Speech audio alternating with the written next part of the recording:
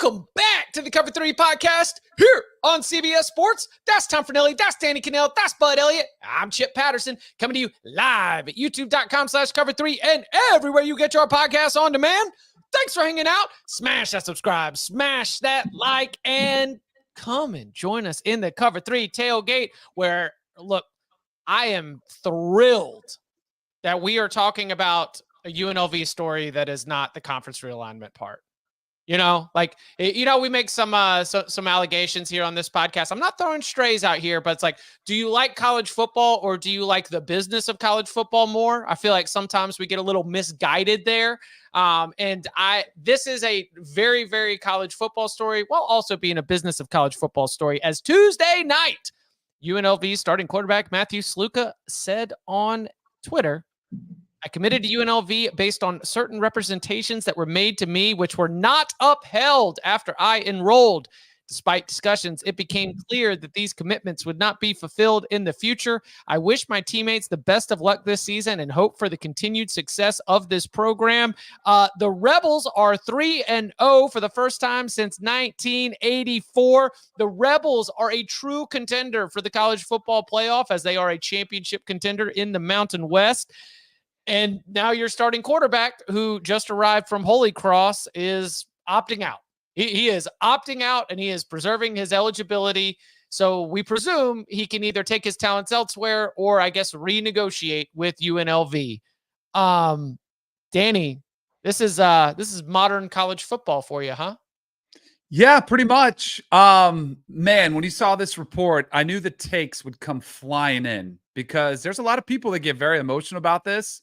How this is ruining the game. And then, of course, it's, well, who is ruining the game? Is it this player who is, making this case that he hasn't been given what he's promised? Is it UNLV for apparently verbally promising something and not paying of it and not paying on the promise? I think it's all of it.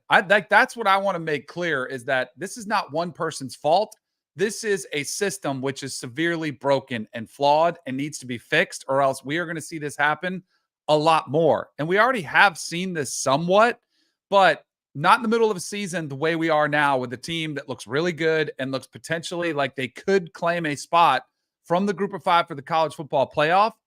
And the one thing that I do believe from people is there are some people that say, man, this bums me out for college football. I would agree with them. And so that's the first thing, the disclaimer I want to say, is that this does kind of bum me out that we have this type of drama unfolding in the first month of the college football season. Totally. When I saw this, I had heard about this story last night. I was like, all right, let's see if they really go through with it. And it appears that both sides kind of try to get out ahead of this thing a little bit. Sluka had the tweet, and then a lot of UNLV adjacent media were coming with the narrative that Sluka had hit him up for additional money. And I'm like, I don't know what makes sense to me, what doesn't make sense to me. I mean, so I kind of will play clear and unclear in my notes, right? What was clear, he didn't get what he was expecting to get. Unclear, was that expectation based on a contract, or was there some sort of non-contractual assurance given to him? Because remember, Sluka was one of 2 transfers that UNLV brought in. It was Sluka, and it was also Haj Malik Williams, who's a much better passer than Sluka. Sluka is more of a runner, although I don't think we realized how bad of a passer that Sluka actually was until we saw him play so far this year. But nonetheless, he won the job, right? It was also clear that if UNLV paid him what was promised in the contract, and they were willing to leak some of the stuff they leaked, they would also leak the contract and say, hey, here's the deal. Here's what got paid. Even though, of course, the counter to that would be, well, then you're kind of letting the market know what you pay for a starter. But I think it's generally pretty standard around G5. I texted around to multiple G5 personnel guys this morning. They're like, yeah, we pay our guy 40. We pay our guy 50. They kind of speculated maybe Boise and Memphis pay more because they have some interesting NIL connections. And UNLV does too, a little bit, right? The Fertitta family is involved there. But neither of the quarterbacks they brought in my opinion, and in the opinion of the people that I spoke with, would demand crazy money to go to UNLV. So that was I was like,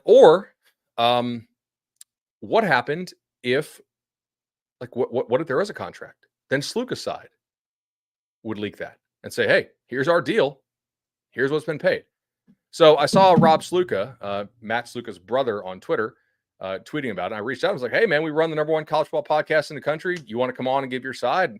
He called me. He's like, hey, I've got a meeting. I can't come on, but I got some time for you. And he said, look, we went out there in February. They made representations. It was one guy in particular. He didn't want to name the guy. Sluka is represented, I believe, by Equity. They put out a tweet in January saying that they represented them. So that would have been, before, because he was a summer enrollee. And it was like, hey, like, this is what they said he would get. I was like, well, dude, just leak the contract, right? Like that would look good for your side. He's like, well, I was like, oh, so you guys don't have an actual deal. And he's like, and he kind of started hemming and hawing a little bit. And I was like, let me put some pieces together here for you. Do you not have an actual deal because it's not really legal to condition an NIL contract based on you winning the starting job? Right? Because clearly, if you're UNLV and they're NIL people, you would not put in a contract, because it would be illegal per current NIL rules, that you only get this amount of money if you win the starting gig, which he did win the starting gig. So according to his brother, and after that, like, the combo kind of, it didn't go sideways, but I asked some more questions like, so why would you accept a verbal only offer if what you're telling me about these big time offers you had from major P5 and G5 schools is real? Wouldn't you sign with one of those schools and take a written offer and guaranteed money? And then he said, I'm going to defer like all future questions to Marcus, who is his agent with Equity. But now we have to go on the air. Marcus wants to come on the show and explain. Certainly can. But as I understand it now, the only thing he's been paid is the stipend, according to his brother, is the stipend that UNLV offers to all athletes. But they don't have, per my understanding and per Rob's representation, a contract to enforce against UNLV. So to me, both sides look bad here. If UNLV made these verbal representations that, hey, if you win the starting gig, we'll pay you this, I think that's actually kind of fairly standard practice in the industry. Like, that's not abnormal to me. If you're Sluka, you're really dumb if you had legitimate offers you passed on that you could have gotten writing to take a chance on this. That's my take. Also, further take, if UNLV really thought this kid was good, like really good, and he's not, he's a 43.8% passer. Most of his completions this year are to guys who UNLV has schemed wide open. They'd find a way to pay him. It's $85K. Do you realize how much a playoff appearance is worth to UNLV, the school? Do you realize how much it is worth to, like, offensive coordinator Brennan Marion? Do you realize that their head coach Barry Odom, who's probably going to try to get a P5 job again, how much that would be worth? Like, you find a way to either have your collective, or somebody pays the collective and the collective pays the kid. If this kid is really the reason you're winning and he's not, you find a way to get him paid, even if he's a total pain in the ass. What I'm hearing is the kid went to Vegas and didn't come home with nearly as much money as he was expecting. Yeah. Both sides look bad. No disagreement there.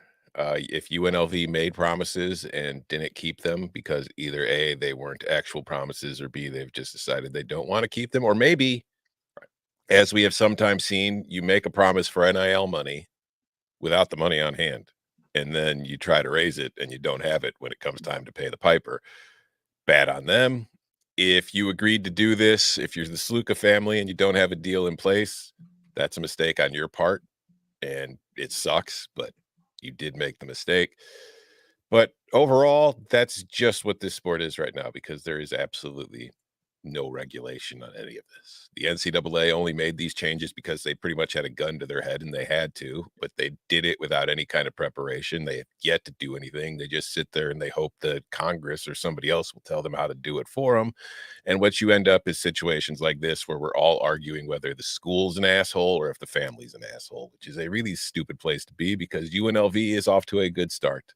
And UNLV is in the running for the Mountain West Conference title. It is in the running for a playoff berth. But we're stuck talking about this, and it sucks. Do you think that UNLV will get a bad reputation in the marketplace coming out of this? if these reports are true that he was promised a certain amount and they didn't come up or they didn't pay him, then absolutely. That's why there's very much a PR battle taking place. And some people in the media are getting worked over because that's how you float stories and that's how you get people to take your side. The most recent reporting from Thamel and others is that, hey, there was a verbal agreement that was, agreed to, that he showed up. He was only given this $3,000 or the stipend, the removing cost, and that was it. And then if you're UNLV, I absolutely think it hurts your reputation in the portal market. Like, oh, well, I better get that money up front. Like if I was a player that was going there, and if you're not, then you're probably going to get crushed. And you think negative recruiting takes place in recruiting? What do you think it is like in the portal market? Like, absolutely, they're going to get crushed. Well, we've got rumors and murmurs about certain programs and I heard the checks weren't cashing. And, I probably think that might be a coin flip in terms of how often, that's actually worked out. But this is not new in terms of that. Totally. And there are other situations across college football that have not gone public yet, but I think might and could impact the playoff race and the national championship race if they're true. And because I don't have details on them, I'm not going to discuss them here yet. But there are certain guys who are listed as hurt right now who may be hurt, but maybe not quite as hurt as they are claiming to be. So maybe there's some ongoing disputes there and just some situations I can tell you we're all monitoring across the sport. So this verbal stuff happens a lot. There are a lot of situations where guys are not getting what they are represented to get in terms of verbally. It's also not crazy uncommon that they don't get exactly what they signed for. That's a little bit less common. So I'm saying, it's not rare that you have the verbal offer. But what I am saying, if you have a lot of options, somebody's going to give it to you in writing. Right. And you should take that. Either Sluka, his brother, is not being honest that he had real offers elsewhere, or the UNLV, I'm just trying to do cost benefit analysis here, or the UNLV verbal offer was way more to the upside than he could have gotten in writing from somewhere else. Right. And thus, if he won the job, he thought he was really going to cash in. To me, $100K for a guy that's a 43.8% passer is egregiously high, but that's just my personal opinion of it. Well, that would explain the offer Braden Fowler-Nicolosi got, though. Right. Man. I will share this. I spoke with a couple other personnel people, and the feelings as to who was a better player between Sluka and Hajj Malik Williams, it was pretty split. There were a good number who actually preferred Malik Williams, and they're like, I don't think this is a downgrade for UNLV, with the lone exception that it is kind of a pain in the ass to change what your offense is doing in the middle of game week when you got to go play a pretty buttoned up Fresno State team. But Malik Williams is a much better passer than Sluka is. So we'll see. I do feel bad for the kid that, he clearly committed there based on representations, but he should have got in writing. And he's getting, so there's two sides. UNLV's getting dragged for not paying. He's getting dragged. What a quitter from the old school college football mindset of, oh, how could you bail on your teammates when every single one of us, if we were promised X amount of dollars to work here on Cover 3 for CBS Sports and, 3 months in, we weren't getting paychecks, we'd probably all do the exact same thing. So it's I worked without a contract on this show for 3 months. Right. And you know what? CBS took care of me. Would I have worked in the fall without a contract? No. I would have done the holdout thing. At a certain point, you gotta go. But over summer, I worked without you guys get paid? There is a bit of a good faith thing here. So to your point, will UNLV, will their assistants who are involved with this get a negative reputation based off this? If more details come out that prove that Sluka's side is correct, then yes, they will. And then this is where I think the need for regulation, it's not only to protect one side, it's to protect all sides. And that's the thing, I think, because some people say, oh, you're pro player or you're pro university or you're pro school or whatever it is. No, I'm pro getting a system where you can keep track and that stuff like this doesn't happen. And there have been other examples. One of the biggest ironies in this is that one of the other situations where a player, quote, quit on his team so he could go prepare at his next spot was Mikey Keene, who didn't play in the conference championship game, and he's starting quarterback for Fresno State this weekend against this team. I mean, it's kind of wild just the way stuff has worked, and yet it's going to continue to happen until they get some system in place, which I do see a lot of people, online saying this would be really easy. Just make them employees, like give them contracts. And yes, you're right. But my goodness, this is hard to get us there. It's easy and it's easy to say it, but like that means you're coming out your wallet, right? Yeah. These guys become employees. Coaches are a lot less valuable. Coaches in the NFL don't make more than the players do. The players are more valuable than the coaches. Once you formalize it, the coaches and the admin are going to make a hell of a lot less money in comparison than the players do over time. So it's easy to say, but it's like, man, it's such a headache, but you get paid to deal with the headache. Is quarterback the only position that this would happen in right now? No. I don't think so. It's also notable. Could happen at wide receiver. Could happen on right. the Ricky White line. Could happen on the offensive line. There's all sorts of positions where it could happen. Chip. These are very specific mentions that Tom is making, and I concur. I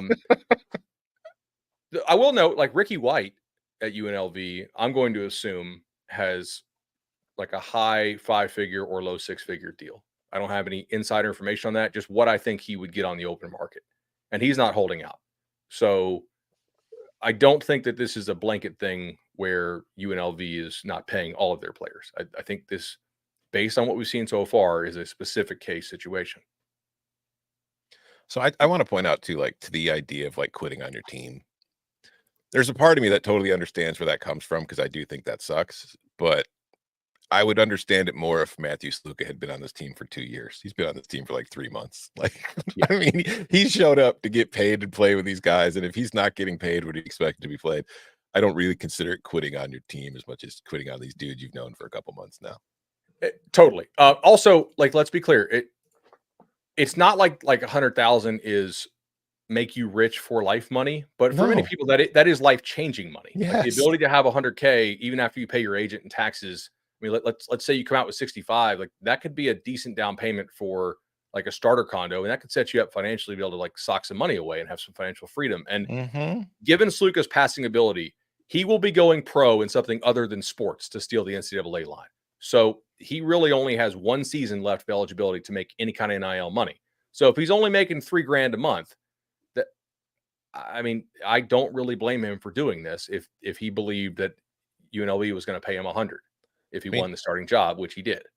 Think of all the people who graduate from college seriously in debt. Now you're a football player, and not only are you getting your school paid for, but you're also going to get like that $100,000 boost. That is, like you said, life-changing money. That is huge for just about anybody. There's not a person who goes to college in the country who wouldn't take that deal in a heartbeat. Totally. Did you so I have a question for you, because what do you think he has a landing spot already? Because there's been a lot of speculation. There's tampering. See, I don't know if he does either, because that would be. Is Matthew Sluka somebody you tamper for? not really. I don't think so. Right. I mean, what P5 program runs a unique enough offense where like the kid who runs a hell of a lot better than he throws, and like legitimately his throwing is, and I'm not trying to just drag the kid here, because obviously he won the starting job. They did beat Kansas and they beat Houston, 2 kind of lower half Big 12 teams with him as a starter. Like they didn't win because of him, but he didn't necessarily cost him the game. And he did run the ball really well. And that guy's tough, man. Like he puts his body on the line. He's taking some kill shots out there. I love chat the is very funny. I know. Yeah. Yeah. I mean, what P5 team wants a running quarterback, and the chat just immediately named like, 7 schools. Michigan, Auburn, Notre Dame. I would say like Northwestern, Vandy. I mean, like the kid obviously had the grades to go to Holy Cross. So you got some kind of academics there, I would assume. Hey, like the great point from Tailgate too. Bob Chesney was hired at James Madison. James Madison had like a total roster rebuild. Like you didn't go with Bob Chesney? Did they want him? I was, if we're talking about the market value here. So right. When his brother told me they had major P5 and good G5 offers, I immediately started thinking like, from who? Right. But he didn't say. So anyway, it was a good combo. I really appreciate him reaching out. If he wants to come back on the show to add any color, we'd gladly have him on.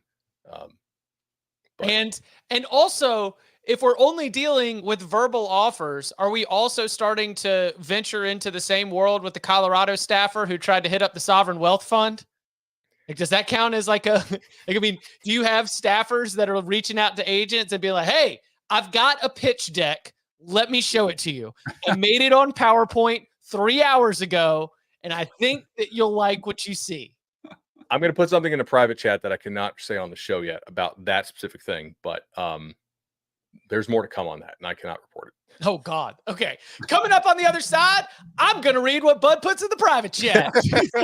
No, we've got a visit from Day Trade and Danny, and of course our big game breakdown with the top 5 matchup on deck. Next.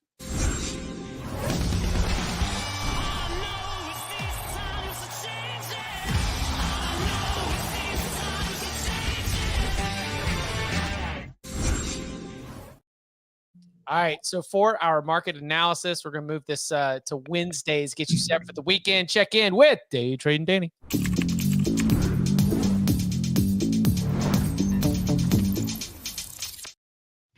All right, let's kick it off. I got my trade book, my trading log book. That's a coloring book. No, it is color coded. Buys in green, sells in red. You think I'm joking? I got the prep here ready to go. We'll keep it quick today because I know we got the big game breakdown we want to get to with massive games this weekend. My hold positions that I am adding to. We talked a little bit about this earlier in the week. USC as the second best team in the Big Ten. I'm going to add a little bit of that position based off what we saw from their defense. I don't know if you guys saw Lincoln Riley's quote. I think it was yesterday. He was talking about his run defense, and he said for 43 plays out of 48, we played like a bunch of bosses. Unfortunately, they did have those other few plays that were big plays that were ripped off. But I think even Lincoln Riley was pleased with the way his defense held up for a majority of the game versus Michigan's run game. And I don't know if anybody else will attempt to do quite what they did. So I feel pretty good about them. So I'm holding that one.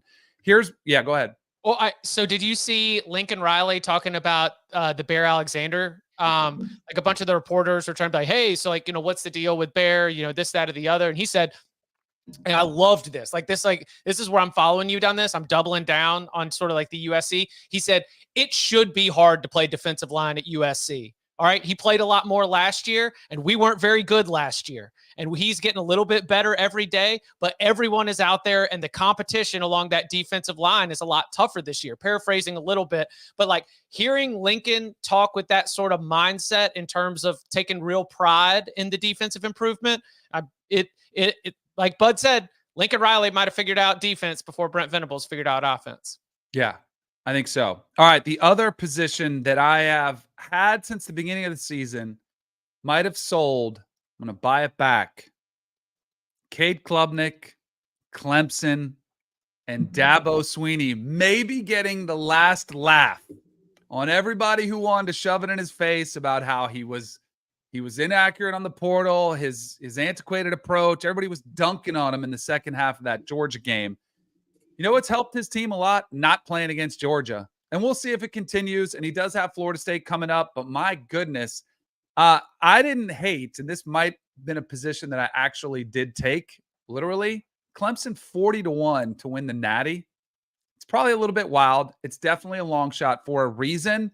But I've always trusted their defense. I think their offense is slowly figuring it out and getting more confident as they go, as evidenced by some of the explosiveness that they've showcased. I know the competition hasn't been the best, but I'm still a believer in Clemson. I'm not ready to sell that. I'm going to add back a little Clemson, Cade Klubnik. Isn't this pattern of trading exactly why we have this segment? Like we're selling low and buying high. Yes, exactly. Well, sometimes I add and I, do the.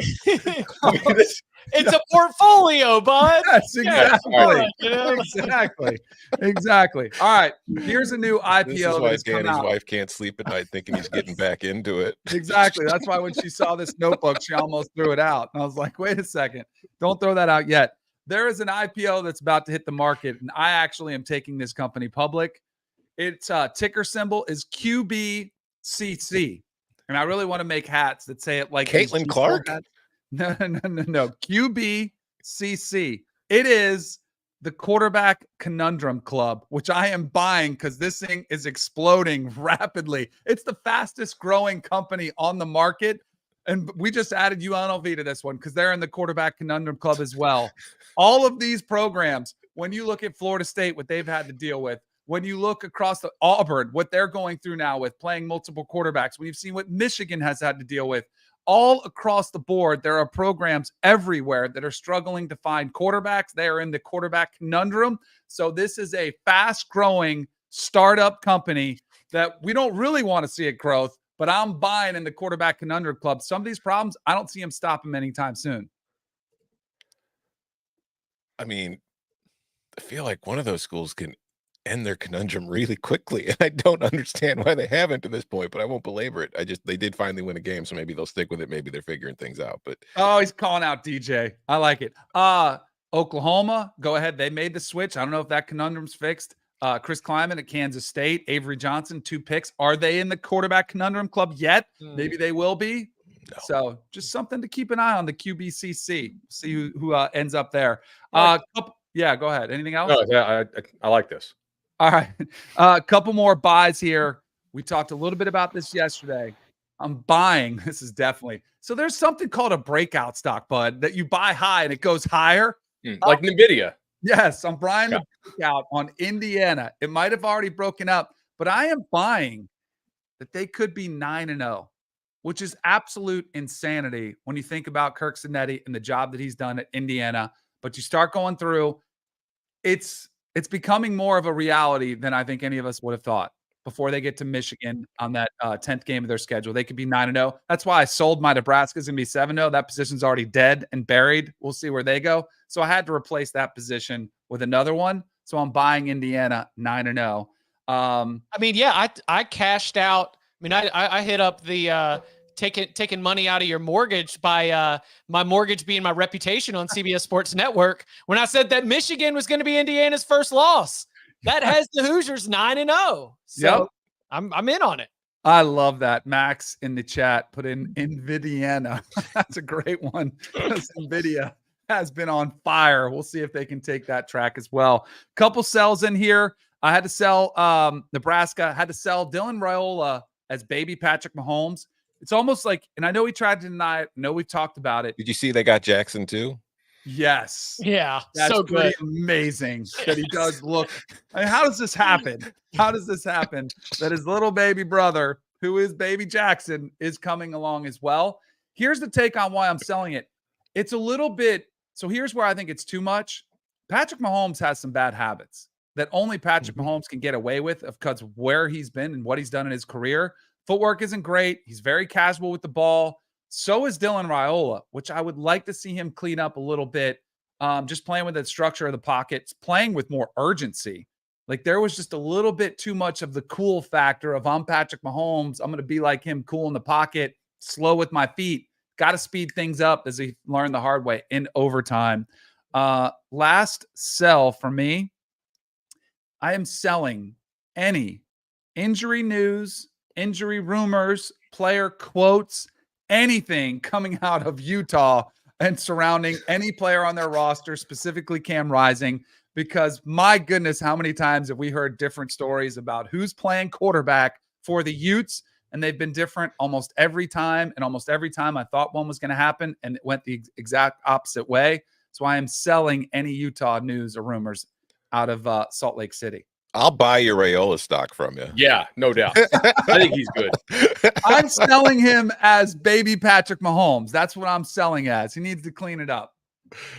Look, I get it for sure. It is kind of annoying when you're watching the tape. It's just like, all right. We really don't need to be doing that for this. Like it's one thing when you do it because the play demands it because there's like a defender in your lap. But when you've got a clean pocket, there's really no reason not to step into the throw, dude.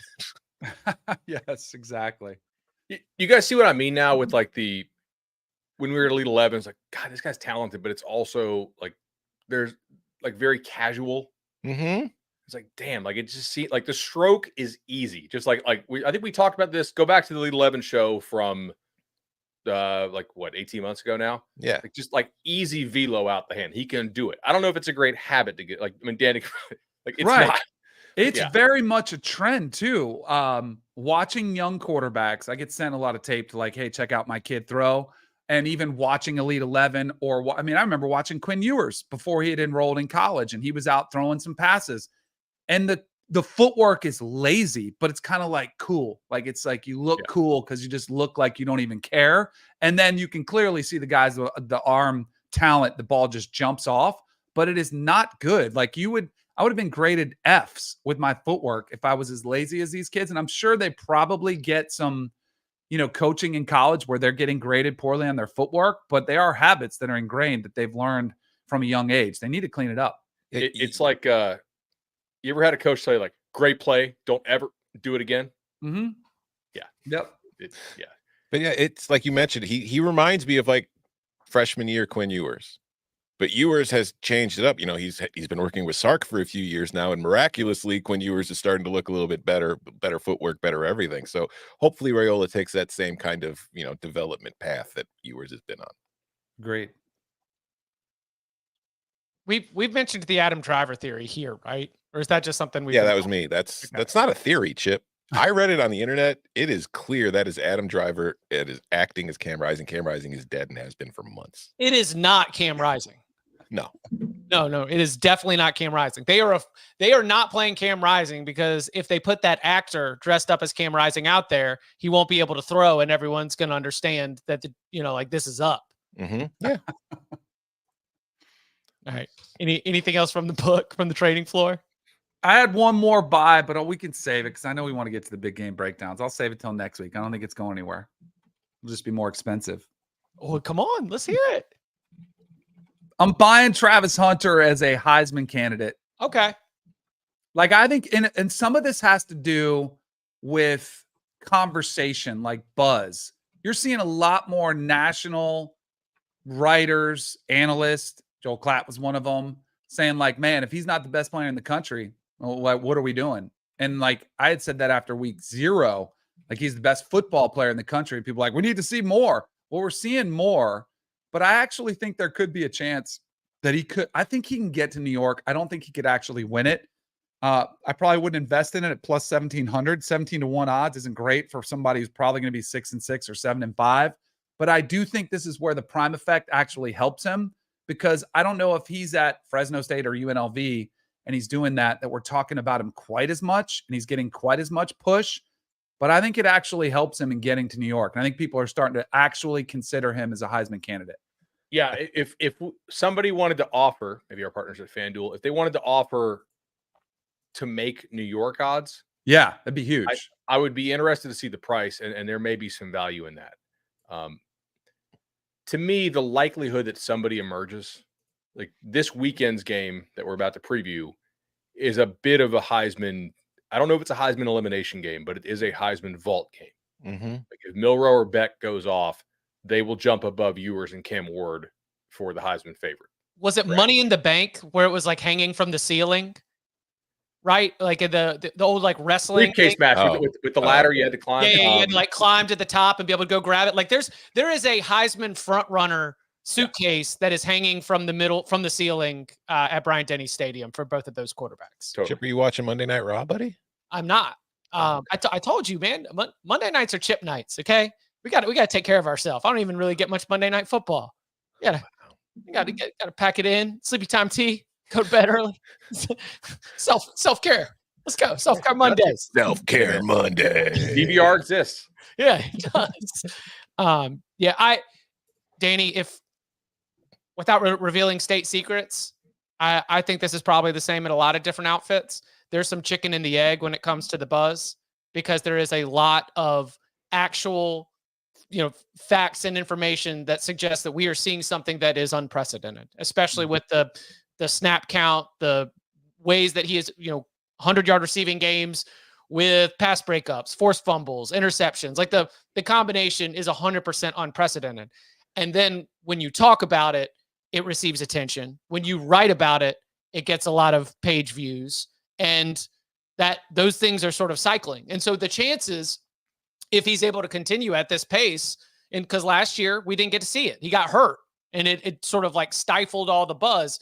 If he continues like this and goes through Big 12 play and continues to have 100-yard receiving games, coming up with big plays and close games and having good defensive plays as well, then there's going to be more things that you can point to, more reasons to write about Travis Hunter, and it's just going to continue to surface. I find myself getting asked a lot of questions about Travis Hunter where I'm like, haven't we already talked about that? But there's a business incentive to continue to talk about Travis Hunter. And I think that those two things, as long as he continues to be awesome on the field, then there's going to be business incentives to go ahead and keep talking about Travis Hunter. And that's only going to make you more and more likely that he could be a serious contender for the Heisman Trophy. And he also needs to make big plays in some of their big games. Yeah. Correct. Against Nebraska, it was garbage time production, right? Like a lot of his stuff came after that game was decided. And just reality check, like Travis Hunter's a great player. The best player in college football usually doesn't win the Heisman. It's usually the best quarterback on the best team. But for Travis's case, if Colorado doesn't win a bunch of games, the only way he can realistically win the Heisman is the two-way factor.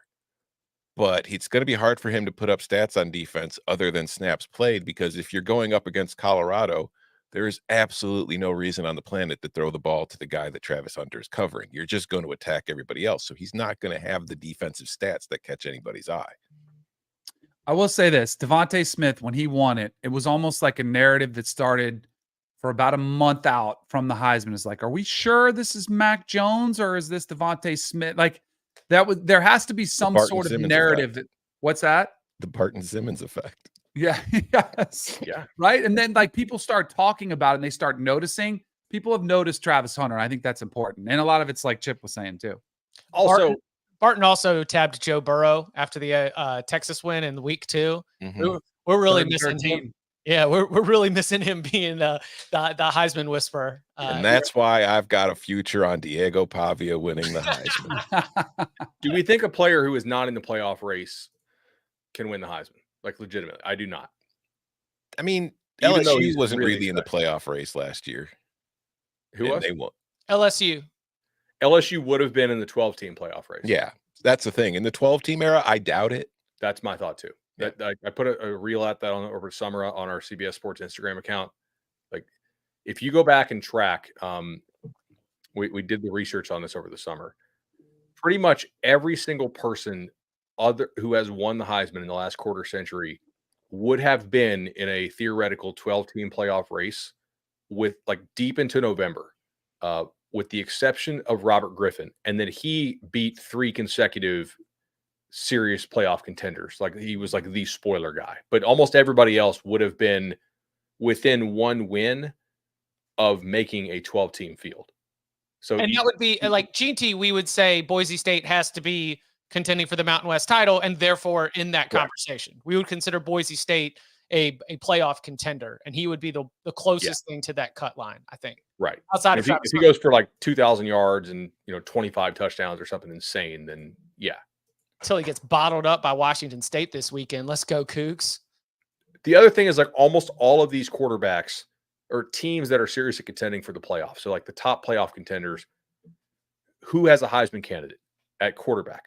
Because quarterbacks usually win the award. Ohio State's a no, but Georgia, Oregon, Ole Miss are a yes. Bama's a yes. Texas is a yes, assuming Quinn Ewers comes back. Tennessee's a clear yes. Miami's a clear yes. Missouri's a no. Clemson, I mean, I guess in theory, but probably not after that Georgia game. Utah, no. Penn State to me would be a bit of a toss-up, right? Like those are your playoff contending teams that are odds on, meaning like they're more likely than not to make it according to the odds. I just listed like 9 quarterbacks. Somebody is going to emerge from that. Yeah, it's like week 5, and we've had 5 different Heisman favorites after every week. Yeah, exactly. We have no idea who's winning at this point. Arch Manning. Coming up on the other side. Every single Wednesday, we like to go a little deep inside the matchup. Locks are for Thursdays. Time for Big Game Breakdown. Next. A Quiet Place Day 1 is now streaming on Paramount Plus. It's thrilling, terrifying. It will make your heart pound out of your chest. A Quiet Place Day 1, now streaming.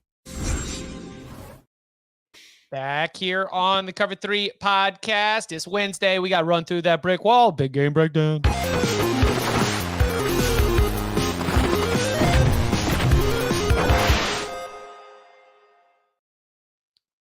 reminder that on Tuesdays with our show on CBS Sports Network, which you can watch on YouTube or download wherever you get your podcasts, we take a look at some of the biggest games in the Big Ten. That included this week a look at the big time game on CBS with Wisconsin going to play USC, as well as the Fighting Illini of Illinois going to see if they can do 9 overtimes again against Penn State. So Penn State, Illinois, and USC, Wisconsin, big game breakdowns. You can find that on Tuesday's show, wherever you get your podcast, which now brings us to the nation at large in a game of medium significance between number 2 Georgia and number 4 Alabama. We've been looking at this one on the schedule ever since the SEC schedule was first announced. What an incredible table setter for two teams that want to be in the SEC championship race, in the college football playoff race, and contending for national championships. Clearly, as top 4 teams at this point in the season, they are already have done enough to get there. So let's go inside that matchup. Tom, where do you want to start with this one? How healthy is Georgia? Like Tate Ratledge. Williams. Yeah, we know Tate Ratledge is out. Michael Williams is banged up. There's some talk, I think Kirby was saying yesterday in his media availability, that, you know, they got to see how it looks in practice this week before they can figure out if he's going to be playing in this game. Right now, from what we have seen, I have more confidence in Alabama than I do Georgia as far as being a good football team, which is not something I expected to be saying at this point at the start of the year. I just think that Georgia's game against Kentucky, we talked about it. Yes, there have been games in the past where Georgia kind of sleptwalked against opponents in the first half of games. Then they got things together, and then they turned on the death machine and just slowly suffocated them in the second half. That didn't happen against Kentucky. They struggled the entire game. They just ended up winning in the end because they were the better football team. So I don't know what this Georgia team truly is as far as facing good opponents. I mean, they crushed Clemson, but you know, we're still somewhat skeptical on Clemson, and I just think Clemson does not have the dudes to really compete with them. And that game was also, let's not forget, close for a while. And as I said at the time, it certainly kind of felt like the Clemson defense just kind of relented when they realized that there was no chance that their offense was going to be able to do anything in that game. Then it snowballed from there. Whereas Alabama, I mean, Jalen Milroe is still, when it comes to being a passer, is still limited, but I do think he is getting better under Kalen DeBoer, which is not really a shock to anybody who's paid attention to Kalen DeBoer throughout his career. His quarterbacks tend to improve. He seems to know what he's doing, both with what he's doing on offense and how he develops them. And I just look at this team like the run game is solid. It's good. Jalen Milroe plays a big part of that. And I also think the passing game is still like last year, very much deep shots or nothing. But they've been really effective at it. So how will they be able to do that against this Georgia team? I had questions last year in the SEC championship. We saw how that went. And I just think if you look at the situation in recent years, Alabama seems to have something on Georgia. Like, they've been the one team that gives Georgia problems. So it's a really tough test for me. I think it's a huge game. I think we're going to learn a whole hell of a lot about both of these teams. I've been impressed with Alabama's offensive line even before Proctor came back. I mean, they weren't great, but I do think that some of the other guys on there have improved. And since Proctor's been back, I think in that game against Wisconsin, they looked very good. How will they look against Georgia's front seven? Been somewhat lackluster to me watching the Bulldogs up front, but again, that's partially because Michael Williams hasn't been out there. So if he comes back, does that unit look better? Do they still struggle if he's not? For the number 2 and the number 4 team, and I guess I'm just kind of talking in a circle here, I feel like Alabama at number 4 is the team I have a better idea of. Like, for Georgia to be number 2, I have a whole hell of a lot of questions about a team that's ranked that high that you probably should at this point in the season. You know what Georgia has, or you know what Bama has on Georgia? Equal talent. Like, Georgia almost an advantage almost every game they play, not this one. And that's where I think it comes interesting. Like, that's a game where they are pretty evenly matched. They have a lot of 4 and 5 stars, a lot of NFL talent. That's where I think this thing gets really interesting. I think it is one of those things too, where it's easy to forget what they did against Clemson because they did dominate them. And Clemson, as I was saying before, like buying Clemson, I think they've looked better. And maybe the thing that they've looked better is because they don't have to play against Georgia's defense. And they did play them pretty well for a half. I never thought I would say this in this game specifically. I kind of feel better about Alabama's quarterback than Georgia's. Like Not coming from an into the year. NFL perspective, just in this game, where it is, what he's working with, the way he's played so far this year, what he brings to the table. Like if you were doing quarterback edge, I'd give it to Bama. Is Bama's offensive coaching advantage over Georgia greater than Georgia's defensive coaching edge over Alabama? I think it's pretty fair. I think the bigger mismatch here is Georgia's offense against Alabama's defense. Because I don't think Mike Bobo, is a bad OC, but I certainly don't regard him as like some sort of amazing OC, right? Like he's not a wizard who would find a way to score points regardless of talent or situation. But I do kind of regard Kalen DeBoer as that. I mean, DeBoer offensively is kind of I'll beat you with mine, or if you want to swap players, I'll beat you with yours. We'll still score points regardless of the situation. I mean, within limits, of course. I think the interesting thing here is who can hit the deep shots better. The speed that Georgia and also Alabama have at the linebacker position is not normal. These teams have absolute like freaks at the linebacker spot, and they close ground really well underneath. And last year, Milroe running around was a problem for Georgia, and Bama pushed them around pretty well. Bama was really big up front. We know Georgia was kind of injured coming into the game. And Georgia, like the way they played that game, like they just tried to spy Milroe like crazy. But that didn't work real well. I anticipate Georgia will try to light him up and see if he can hit some of these deep shots, which he has done a nice job of doing this year. But I don't think the way they played it last year is the right way to play it. And I would not sit back. I would send it if I'm Georgia. I think Brinson and Mykel Williams will play. This is not reporting. It's just my best read on the situation based on people I talked to. I'm not sure on Hall. I'm not sure on the offensive side on Ratledge. But I think whoever hits more deep balls here is probably going to win the game. It's a higher variance approach for both. I mean, let's recall, like, Bama fans don't like when we say this. We've been very complimentary of a lot of aspects of their team this year. But Bama's defense has allowed open guys against Western Kentucky, and Western Kentucky was starting the wrong kid, and they got – I mean, it's unfortunate TJ Finley got hurt, but he's not as good of a player as Veltkamp, who played really well over the weekend and beat Toledo. Okay? He never saw the open guys. Brown for USF, they had plenty of open guys.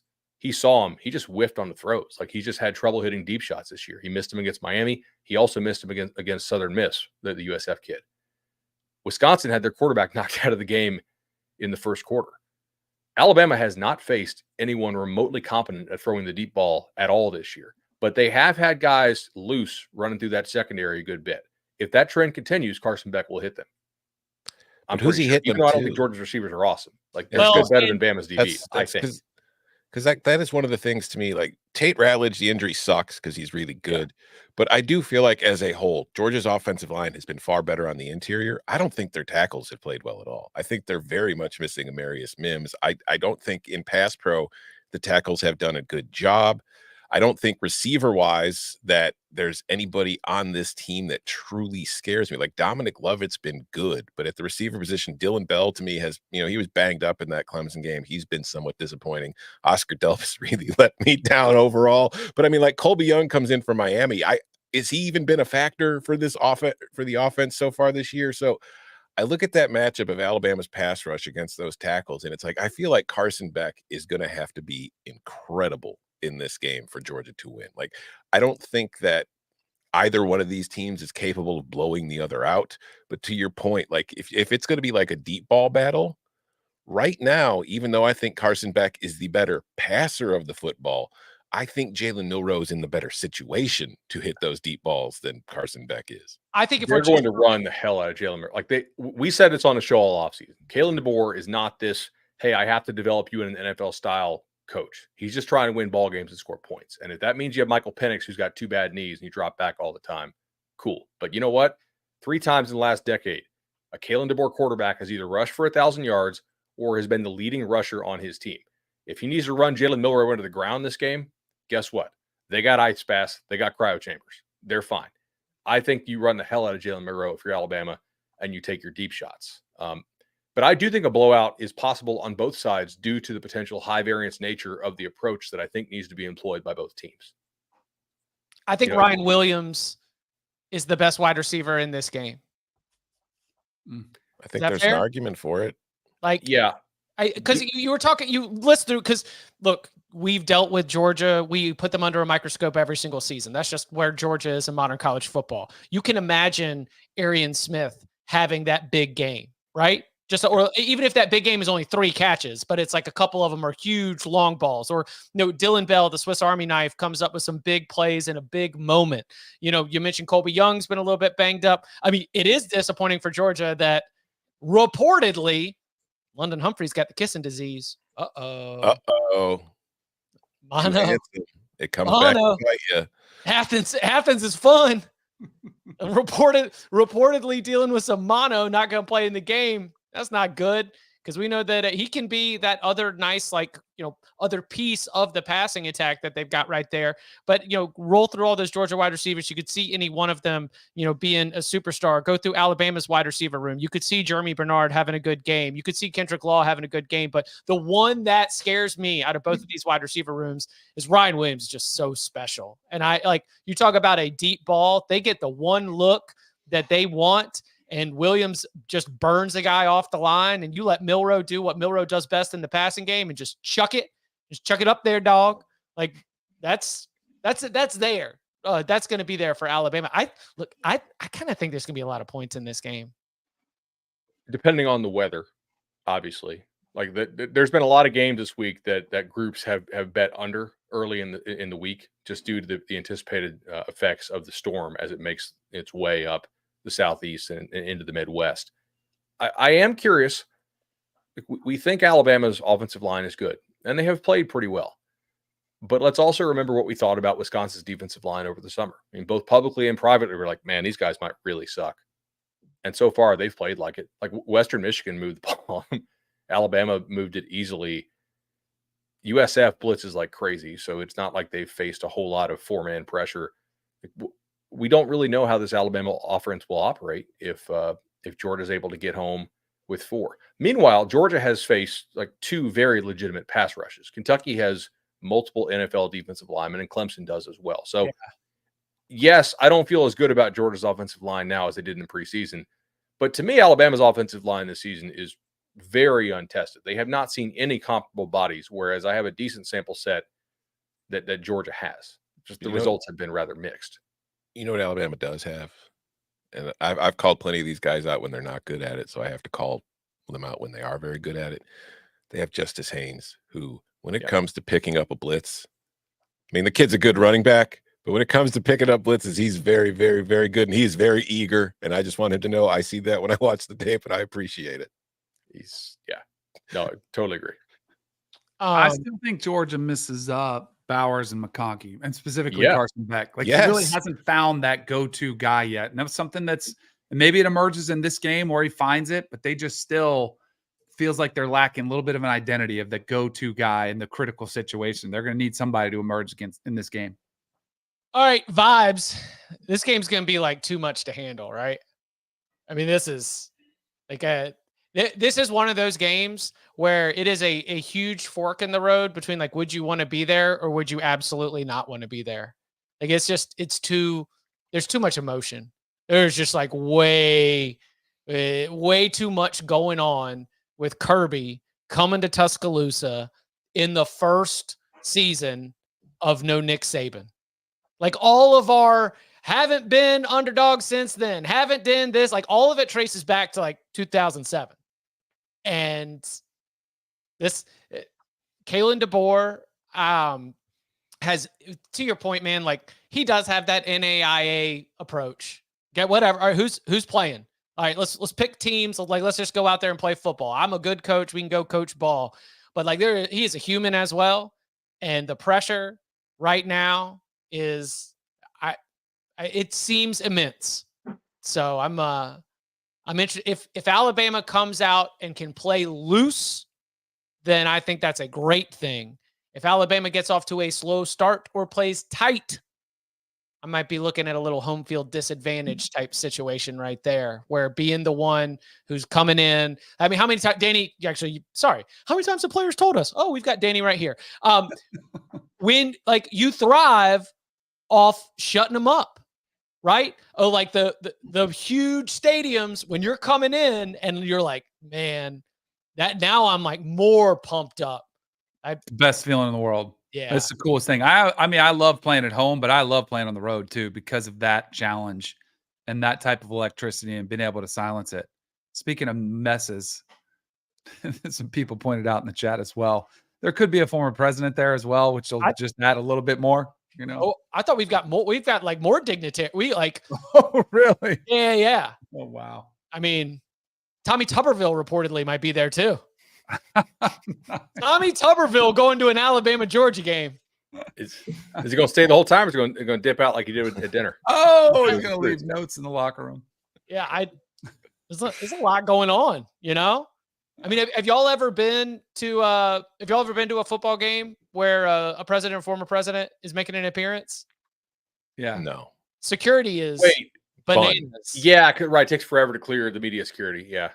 Like it's and even they'll shut down when they're making their entrance, they'll shut down the gates. So people are like you can't even come into the building until the president's in the building. So the George Bush first pitch in the World Series, I was at that game at Yankee Stadium. Wow. You really? It was one of the coolest sports moments that I've ever been at, but it was nuts. And that was kind of like we going through the magnetometers and stuff, and it was right after 9/11. There was a tense edge because the security was like, I hope this is good. You know, we just got attacked not that long ago.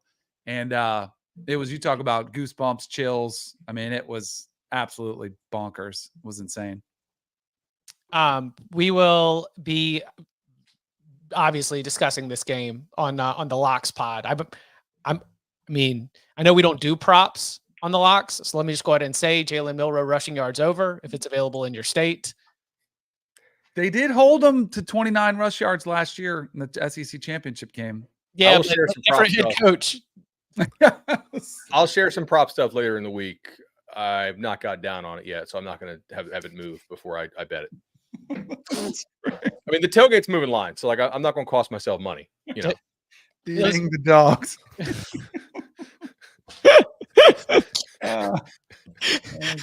They're eating the dogs in Tuscaloosa. All right. There's other good games. Oh, we've gotten 2 ad breaks in. Good. All right. So last year, Louisville's big arrival moment, the moment when the nation really started to take them seriously after kind of soft schedule to start the season that Jeff Brom did a good job of, making waste stuff. They beat Notre Dame. We said, okay, Cards, like, let's go. So now Notre Dame gets the other end of this home and home, and Louisville again has just kind of been going through its business, taking care of opponents they are favored to beat. So right now, Notre Dame, I would say clearly more battle tested, but as you look at Notre Dame, Louisville, Danny, what's got your attention about this matchup? So I mean, clearly Riley Leonard still, I'm not convinced that their problems are fixed throwing the football, and he's an incredible runner. It's been dynamic. I think that's the match I'm sort of watching is what Louisville can do with him and his legs. Can they turn him into, force him into having to be a passer? And on the flip side, like I'm curious to see what Tyler Shuck does in this game versus Notre Dame's defense, which is by far the best one they faced, maybe one of the best ones they face all year, who really has kept people believing, myself included, that Notre Dame, maybe could claw their way back into the championship race, into the playoff race. So what does Brom do to put Tyler Shuck in good situations? Because he's a really good offensive mind who usually game plans really well for specific defenses. Can he get to Corey Brooks going and Tyler Shuck and kind of figure out a way on the road to put up some points? Because the defense, I think, at Louisville has been pretty good quietly, but they haven't been tested like this, but I think it is it's a very one-dimensional test. Fun little fact here. It's a pointless fact, but it's a fun one. Friend of mine, grew up with him. Big Notre Dame fan. Always constantly texting me his angst about his Fighting Irish. Sent me a text yesterday asking me if I knew where Riley Leonard was ranked among PFF grades on Notre Dame quarterbacks this year. He doesn't understand sample size very well. Love him, but he's not that great on it. But he pointed out that Riley Leonard currently has the third highest PFF grade among Notre Dame quarterbacks. Yes. And he said that the highest overall offensive grade of any Notre Dame player on PFF is Steve Angeli. If you haven't figured it out yet, my friend does not really like Riley Leonard and does not really trust where this offense is going to go with him at QB. I try to calm him down, but what are you going to do? But to his point, Notre Dame ranks 90th in offensive success rate so far this year. They are 101st in EPA per dropback. They are 130th in explosive pass rate.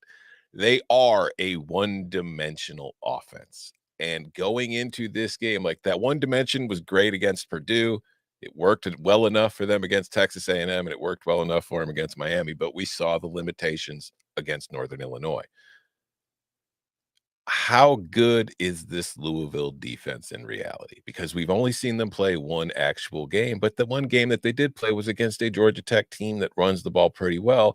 And even after that, Louisville still ranks 7th in EPA per rush allowed on defense. Against the pass, they ranked 3rd in pressure rate. So this has been a very good Cardinals defense to start the season.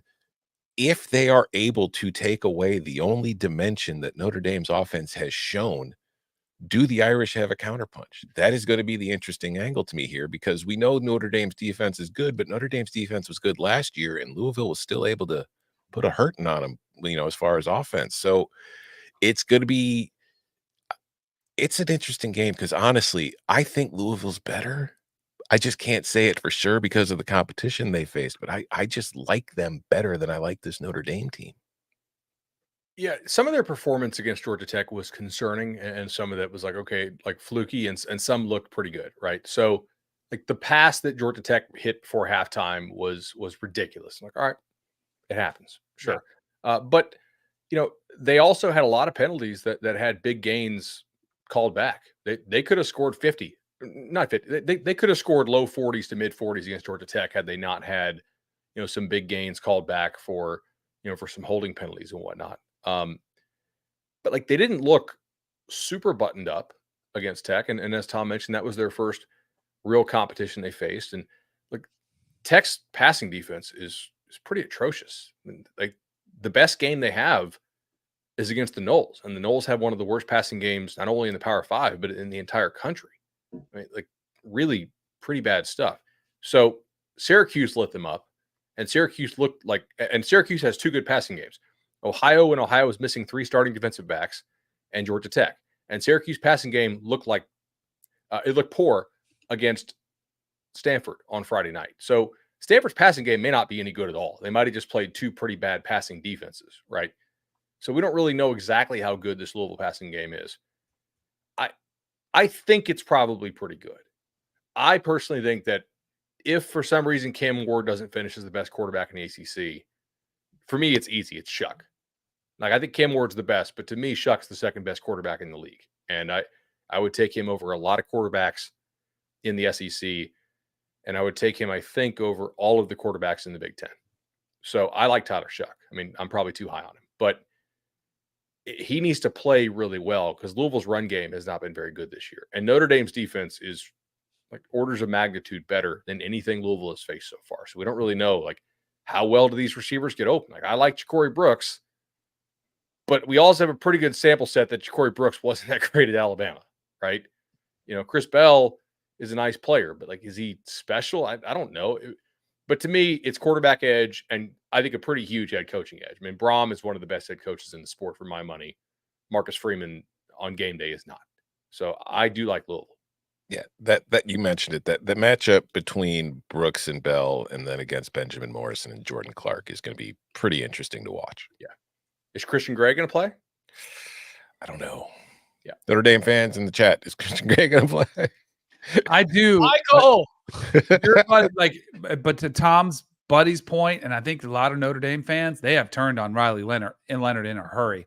And it was when I sent you guys some stuff. We broke it down before they played Purdue, where they obviously had a massive offensive explosion. But he's still a quarterback that is not comfortable with pretty common basic reads within the system, like where to go quickly with the football.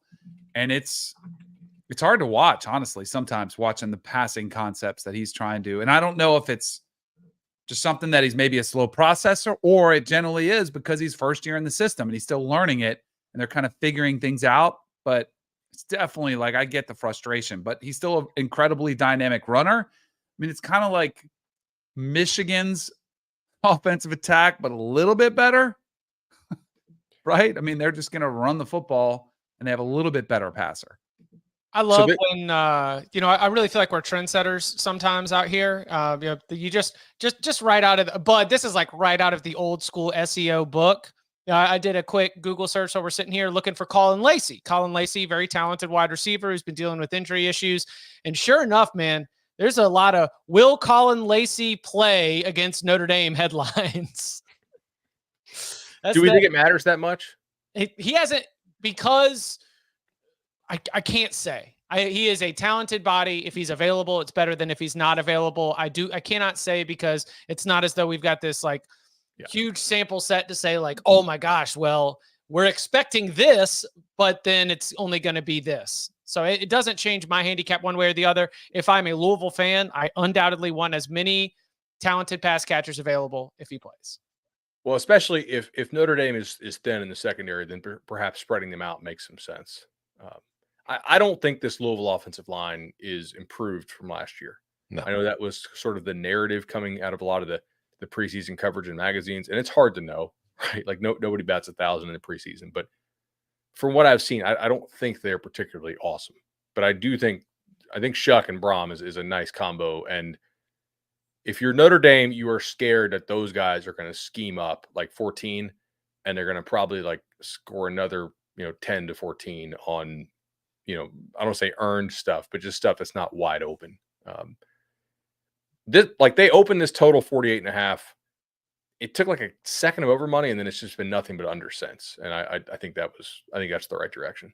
I agree. I will say, I mean, again, it hasn't, to your point, like they haven't played anybody worth really knowing, but offensive line wise, when it comes to time before pressure allowed, Louisville does rank 5th so far this season. Now, run blocking, I'm not nearly as confident in them. I will say they also played a Jack State team that Coastal put up a 50 burger on. That does help, yes. I mean, it's so hard to look at the so how about this?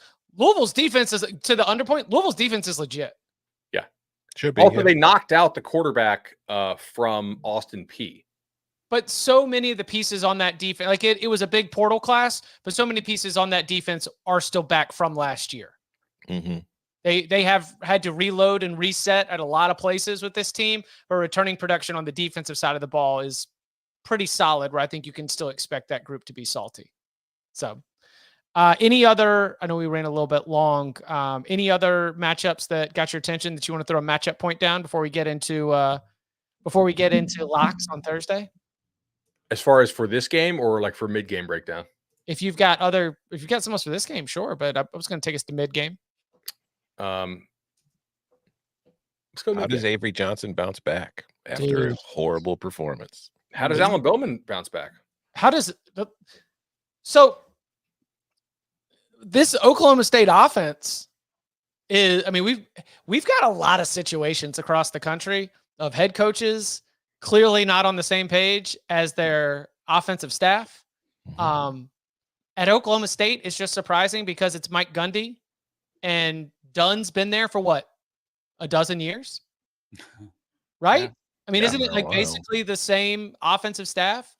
And Mike Gundy says like, well, what we should have done is what my mama said, which is if you got just 7 plays that work, just only run those plays. And what I don't understand is why we didn't keep doing it. Probably done it 1,000 times. Like Mike Gundy criticizing his coordinators. His coordinators aren't talking, but they've worked together forever. Nah. I don't know if there's too much to read into that. Kansas State's going to run the absolute crap out of Avery Johnson in this game, right? They kind of have to. Like, we got to be done with this passing stuff, bro. Yeah. You guys are a gun triple team now. Embrace it. And I'm not saying that there's like real beef there as much as I'm like, I just think it's not a functional group right now.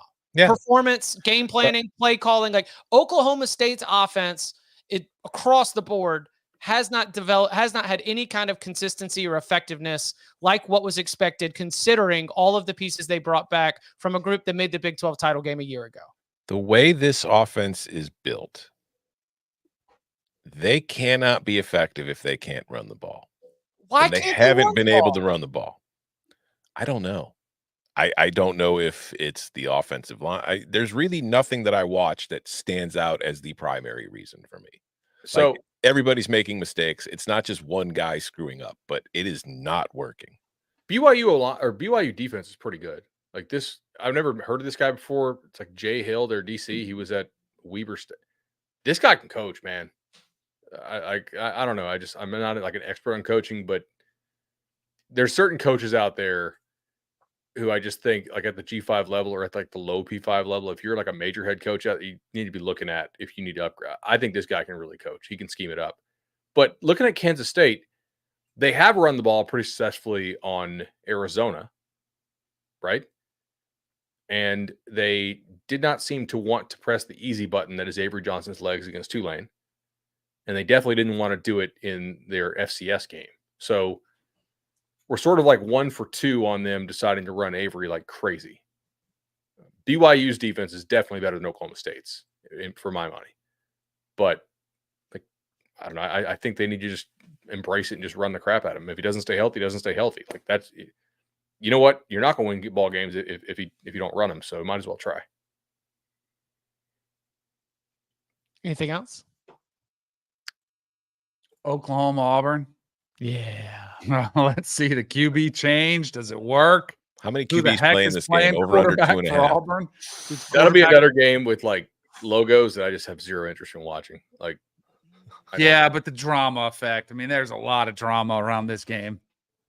I mean, neither of these coaches are getting fired this year. Neither had big time expectations coming in the year. But the loser could really miss a bowl. So like, there is some drama on that. At what point do you think Hugh Freeze starts getting serious heat? Well, I know you said that neither one of them are getting fired, but like it's starting to there's cracks in the foundation. Are clearly. you asking me to predict how Auburn fans are going to react to anything? Yeah, throw that in the mix. That's where I'm Yeah. like, there's another. Like, I don't know if it is just smooth, like don't have to worry about it at all. And I don't think they should. I'm just saying it is something to keep an eye on. It is Auburn. See, Bud, you talk about like, like helmet logos, a game like you don't really care about. See, I'm coming at it like a little bit different because when there is a large number of people who care deeply, then I think it's interesting. I mean, that's the human part of college football. That's fair. And I'm just trying to be more positive on the show this year. So I'm trying not to go negative. If I'm going to talk that game, that was my New Year's resolution, remember? Like be a little more positive. And if I'm going to talk about that game, then it caused me to go negative because both these teams absolutely suck. So like I don't like any way I discuss this game, like, man, they suck and they suck. And it just caused me to be more negative. I'm trying to be more positive person. So sugar and rainbows Elliott over here. That's right. Yeah, I'm trying to save hate and ass Bud for when I have actual takes about something. I'm like you guys are trying to bait me into this. I'm not going to take the bait. No, let's talk Washington. Let's talk Washington State, Boise. Washington State, Boise State. That's a more entertaining game. Yes, I think it's a game that has actual real stakes for college football in the playoff, right? Because like if Wazoo goes undefeated, I think you have to give them a spot, but they're not eligible to win the G5 spot. Correct. Okay. Boise is the favorite to make to win the G5 spot at this point, like narrowly over Liberty. I think this is a good game. Both these teams are scored. It's a fundamentally good football game. Like we will be distracted on the live show 11:15, 11:30, 11:45 if Bama Georgia goes forever. Whatever time we go live on Saturday night, like we'll be doing like the look up at the TV thing for this one. I think it's going to be a good ball game. Like Mateer's played extremely well. I'm biased as well because he's on my fantasy team and he just keeps killing it for me, which is great. Can they get any stops? Like their defense against San Jose was horrendous, but also San Jose's offense might just be really good. Yeah. Like the bodies they have, that's not like those look like very very good Mountain West bodies. So I'm trying to be more positive. Both these teams have played really well. I'm excited to watch them. Also, Boise State, kind of a one-trick pony, but that one trick is the best running back in the country. So it works really well. Now there's an NIL check that's cleared. Yes. Ashton Jeanty. He is out there. Like, there is no question about whether or not he is invested in being able to make sure that pays off. I'm very excited for that game as well. Yeah, there's lots of. Is Rising out? Well, I don't know, Danny. You tell us. I'm done. I know, but the game just got bet under pretty hard. So I don't know. I'm just curious. He's dead. Adam Driver is not starting for the Utes. How good is Adam Driver at quarterback? Adam Driver hands off to Micah Bernard 39 times and can throw one 7-yard pass of depth to Keithy for a touchdown on a rollout. That's it. I don't see any Good news. He's dead. Yeah. Rest in peace. Not taking anything. Cam rising, more like Cam ascending. Ooh. Do Army and Navy stay undefeated? Patrick in the tailgate asks. Yeah, they're gonna go 12-0, both until the Army Navy game. Both gonna beat Notre Dame. I played a service academy parlay with openers this week. Air Force 1.5, Navy 2.5, Army 12.5, 13. Yeah, 13.5. Troop teaser. I mean, look, I'm just saying, you got to be careful when you go into the link. You know, you just get the inspiration to play like a pro when you're playing in front of all those fans. Thursday night's game, of course, being Army at Temple, as Army and Navy, currently tied for first place in the American Athletic Conference, continue their pursuit of an AAC title.